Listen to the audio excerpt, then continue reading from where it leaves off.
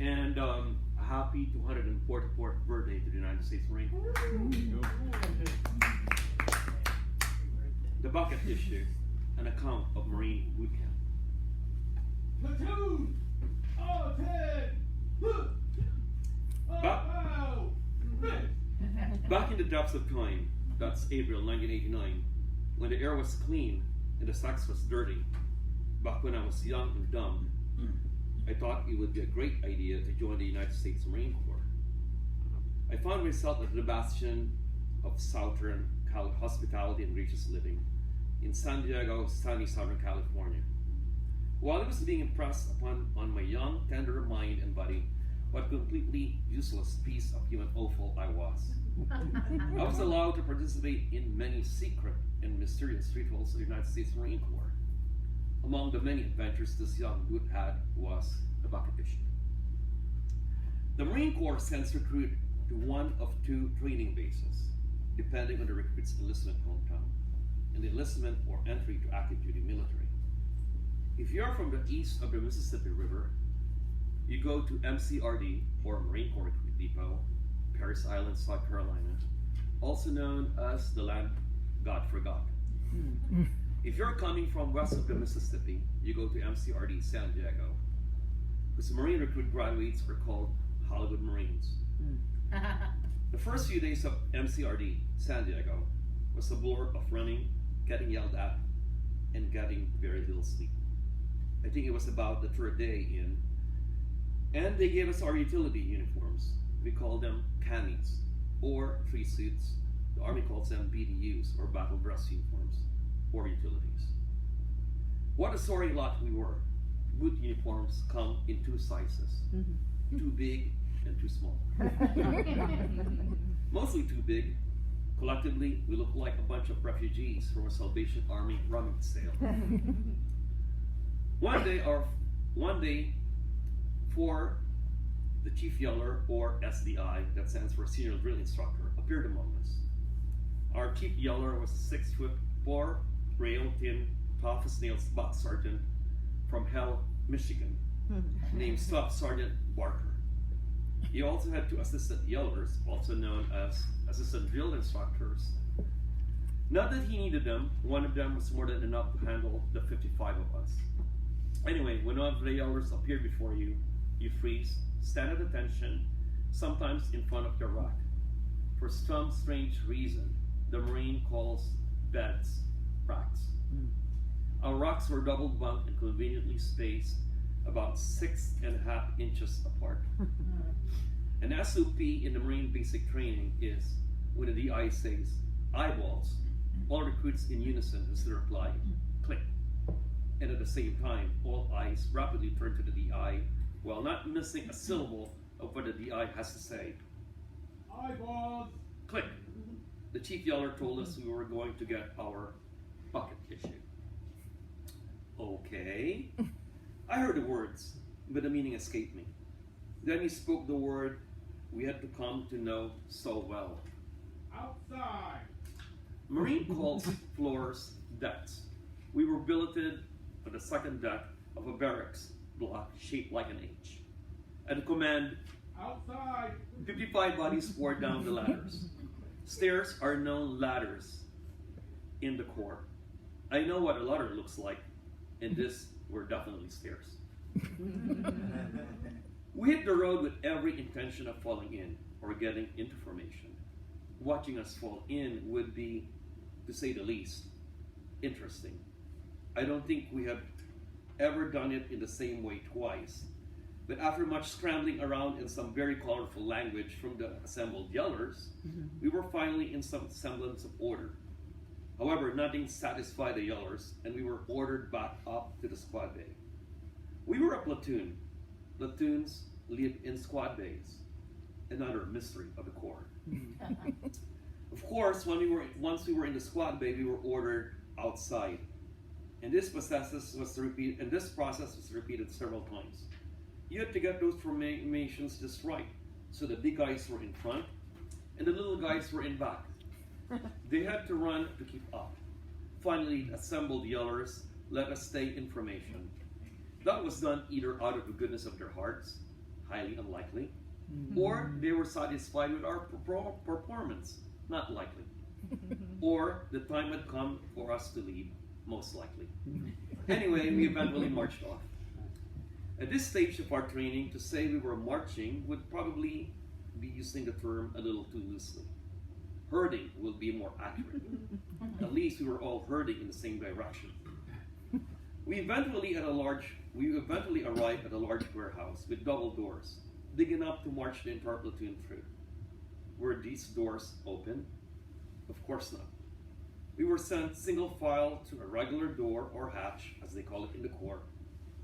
Marines call hats covers. One of the holy grails of the Marine Corps is that always wear a cover when you're outside. As soon as you cross the thresholds to inside, the cover comes off. Got it? As we entered, the right hand went up, the cover came off, and a fully loaded metal bucket was planted firmly in your midsection. We were then allowed to run the rest of the way into the warehouse. The interior was mostly open space with the floor marked out in 4 by 4 foot squares. So there we were, 1 recruit per square, clutching his bucket on each square. A very large sergeant, now all supply sergeants are very large by the way, got up on the counter in front of us and said, We will now inventory our buckets. Ground your buckets by your right boondocker. Translation. Put the bucket down by your right boondocker. Marine call combat boots boondockers. In your bucket, you will find 1 poncho. Now, I know what a poncho is. Big with a hole in the middle to put your head in, which covers your whole body. The poncho is in cami or camouflage. These ponchos were conveniently located at the bottom of the bucket and were folded up about the size of a postage stamp. I never did figure out how they did that. Take the poncho out of your bucket. Hold your poncho up in your right hand. Your other right hand, maggots, and shake out your poncho. Inspect your poncho. Sure enough, one of our brighter lights piled up with, Sir, mine is a big round hole right in the middle. Now, this kid was either a wise guy or just plain dumb.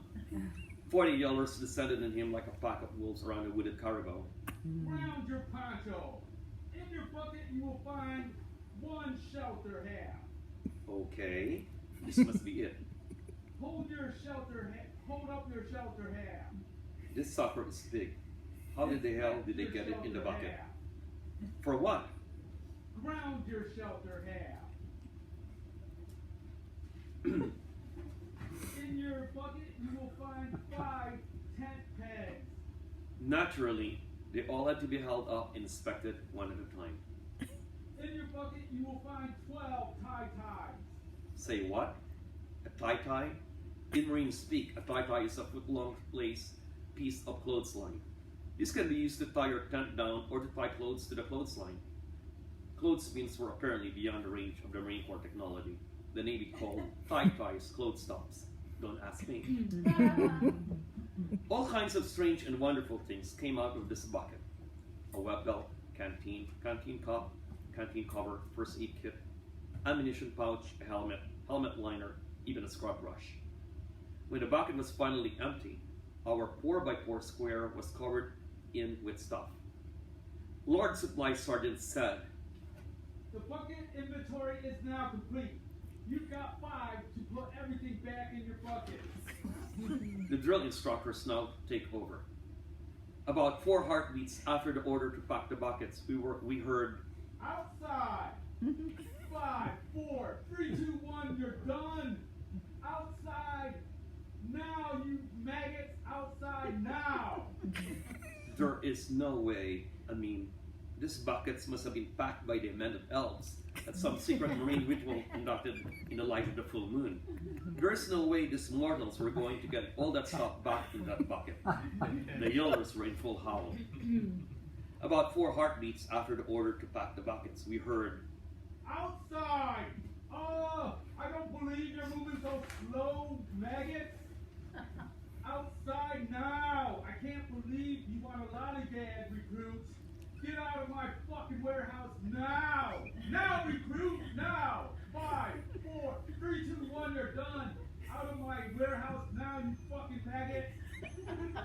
We were cramming stuff into pockets. The yellers are hot in our collar, yelling and screaming. You can see steams of spittle, and it is hitting the skin. Now, can I throw the poncho and shelter hat over my shoulder? Maybe I can clamp the helmet on my head. But no, that will violate the cover rule. The yellers got terribly upset about that one. Now, recruit! Now! Get out of my fucking warehouse now, recruits! Now! Out we went, holding our stuff any way we could. The Three Stooges would have been proud. The yellers didn't even care how we fell in. Off we marched, accompanied by the occasional sound of various pieces of highly sensitive Marine Corps equipment falling to the pavement. Attempts to retrieve said equipment disrupted the ranks, which naturally caused more stuff to fall, which naturally infuriated the railers. When we reached the battalion road, we were given the order to double time. The sound of gear hitting the road sounded like hail on a tin roof. Up into the squad bay we went. Everyone at attention in front of his rank, clutching his bucket and whatever gear he managed to hang onto. One of the assistant yellers walked into the squad bay and held up a tent peg. He spoke. One of you maggots dropped a piece of gear. One piece of gear? You must be kidding.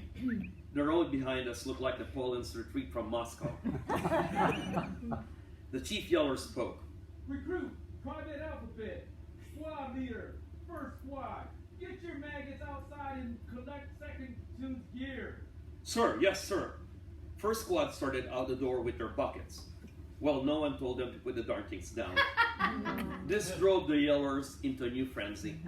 By the time first squad was sorted back to their racks and had their buckets grounded, they were ruled out too stupid to accomplish the task, and second squad was sent. While all this was happening, the rest of us were standing at attention, holding buckets and gear as best as we could.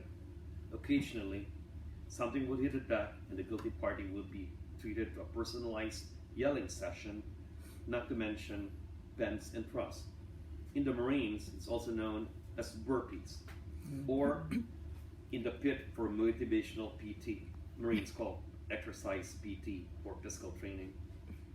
Second squad returned with their stuff, with their arms full of stuff. It was dumped in a pile in the middle of the deck. The chief yeller spoke. Private Joker, squad leader, second squad. Sir. Did you recover all of second platoon's equipment? Now, that was a loaded question. With stuff scattered halfway across the base from here to the warehouse, how could you be sure you had it all?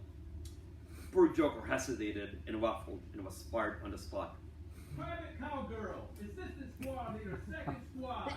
You are now squad leader. Get your people back outside.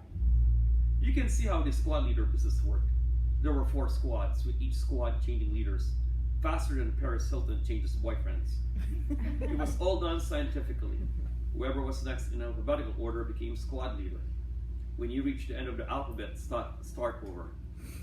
I was in 4th squad, and they had already been through me twice. I think I lasted about 10 minutes each time. Second squad returned with more stuff. Then, of course, it had to be inventoried all over again. By this time, any missing items had to be retrieved from the yellers, with a maximum amount of yelling from the yellers, of course. Eventually, it was done. A simple issue procedure that normal, intelligent, rational human beings could have completed in half an hour. Had taken the Marine Corps half a day. The bucket issue was complete. We were pooped. The squad bay was a mess. We stood at attention by our racks with piles of equipment at our boondockers. What the heck we were supposed to do with all this stuff was even an adventure yet to come. To earn the title of a U.S. Marine, you have to earn it as it is never given, and it absolutely takes an about face from being a civilian. Platoon of 10, oh, wow, face, forward, march. Ladies and gentlemen,